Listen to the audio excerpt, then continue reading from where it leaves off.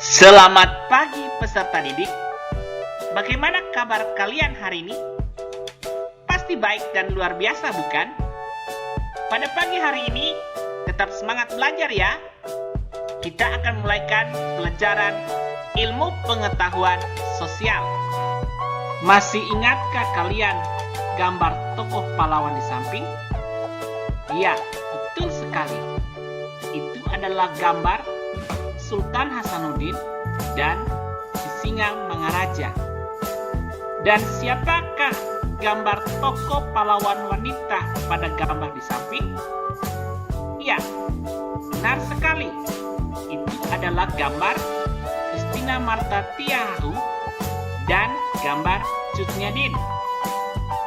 Tokoh-tokoh pahlawan seperti Sultan Hasanuddin, Sisingamangaraja, Christina Marta Tiahahu, dan Cut Nyak telah berjasa bagi bangsa kita di dalam menentang kolonialisme dan imperialisme Barat.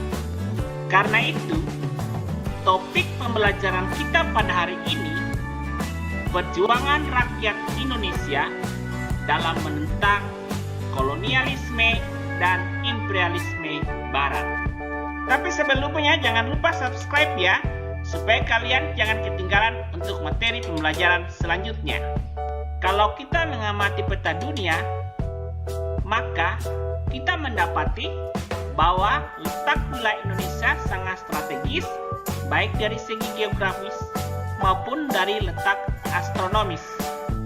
Apalagi Indonesia berada di daerah Khatulistiwa, menyebabkan Indonesia memiliki dua musim, yaitu musim hujan dan musim kemarau, yang menyebabkan Indonesia kaya akan beraneka ragam tanaman, termasuk tanaman jenis rempah-rempah. Jenis-jenis tanaman rempah inilah yang menyebabkan kedatangan bangsa Barat ingin menguasai wilayah Indonesia.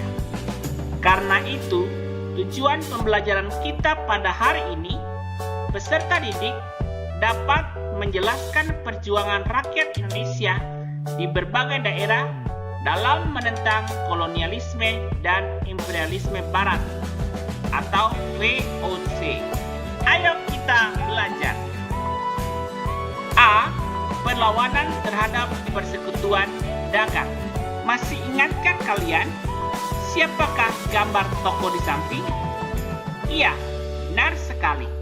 Itu adalah gambar Sultan Ba'abullah yang mengusir Portugis dari daerah Maluku. Pada tahun 1529 terjadi perang antara Tidore dan Portugis. Penyebab utamanya adalah Portugis menghalang-halangi perdagangan Banda dengan Tidore. Portugis menembaki junjung atau perahu dari Banda yang akan membeli cengkih ke Tidore. Tidore tidak terima dengan tindakan armada Portugis, lalu melakukan perlawanan. Dalam perang tersebut, Portugis berhasil mengadu domba kerajaan Ternate dan Tidore. Portugis mendapat dukungan dari Ternate dan Bacan. Akhirnya, Portugis mendapat kemenangan. Rakyat Maluku sadar bahwa Portugis hanya akan merusak perdamaian. Sultan Hairun berhasil menyatukan rakyat dan mengubarkan perlawanan pada tahun 1565. Portugis terus terdesak oleh gempuran tentara kerajaan yang didukung rakyat. Portugis menawarkan perundingan kepada Sultan Hairun.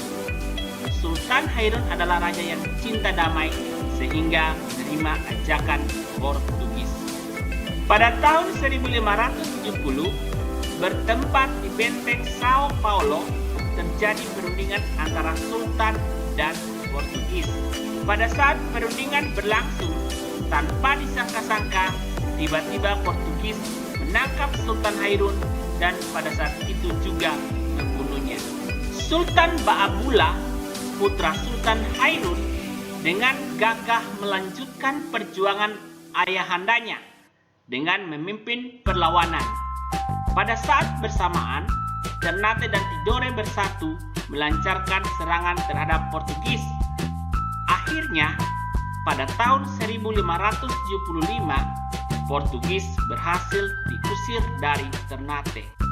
Nah, peserta didik sekalian, masih ingatkah siapa yang dijuluki ayam jantan dari timur? Ya, benar sekali. Itu adalah Sultan Hasanuddin. Ketangguhan ayam jantan dari timur. Sultan Hasanuddin adalah Raja Goa di Sulawesi Selatan. Suatu ketika, kerajaan Goa dipimpin Sultan Hasanuddin dan Bone dipimpin Arung Palaka berselisih paham. Hal ini dimanfaatkan VOC dengan mengadu domba kedua kerajaan tersebut. VOC memberikan dukungan sehingga Bone menang saat perang dengan Goa tahun 1666. Sultan Hasanuddin dipaksa menandatangani perjanjian Bongaya pada 18 November 1667. Perjanjian Bongaya adalah perjanjian antara Sultan Hasanuddin dan VOC. Isi perjanjian Bongaya sebagai berikut.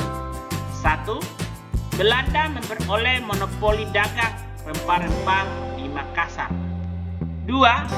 Belanda mendirikan benteng pertahanan di Makassar. 3. Makassar harus melepaskan daerah kekuasaannya berupa daerah di luar Makassar. 4. Arung Palaka diakui sebagai Raja Bone. Peserta didik sekalian, masih ingatkah kita tokoh pada gambar di samping? Ya, benar. Itu adalah gambar Raja Agung dari Kerajaan Mataram. Sekarang kita masuk pada topik yang ketiga, serangan Mataram terhadap VOC. Mataram adalah kerajaan besar di Jawa Tengah. Keberadaan VOC di Batavia sangat membahayakan Mataram. Pada awalnya, Mataram dengan Belanda dianggap menjalin hubungan baik. Belanda diizinkan mendirikan benteng gudang atau loji untuk kantor dagang di Jepara pada tahun 1615. Belanda juga memberikan 2 meriam untuk kerajaan Mataram.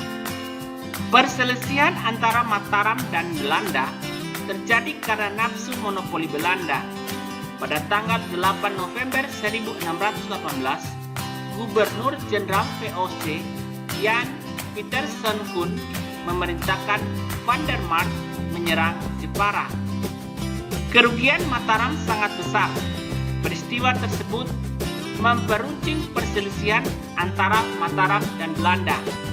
Raja Mataram, Sultan Agung, segera mempersiapkan penyerangan terhadap kedudukan VOC di Batavia. Serangan dimulai pada tanggal 1 Agustus dan berakhir 1 Oktober 1629. Namun, serangan kedua ini pun gagal karena faktor kelemahan yang sama seperti pada serangan pertama, serta lumbung padi persediaan makanan banyak dihancurkan Belanda, sehingga semakin memperlama kekuatan Mataram. Pada tahun 1799, terjadi peristiwa penting dalam sejarah kolonialisme dan imperialisme Barat Indonesia. VOC dinyatakan bangkrut hingga dibubarkan. Demikian pembelajaran kita pada hari ini. Sampai bertemu pada pertemuan berikutnya. Selamat belajar dan God bless you.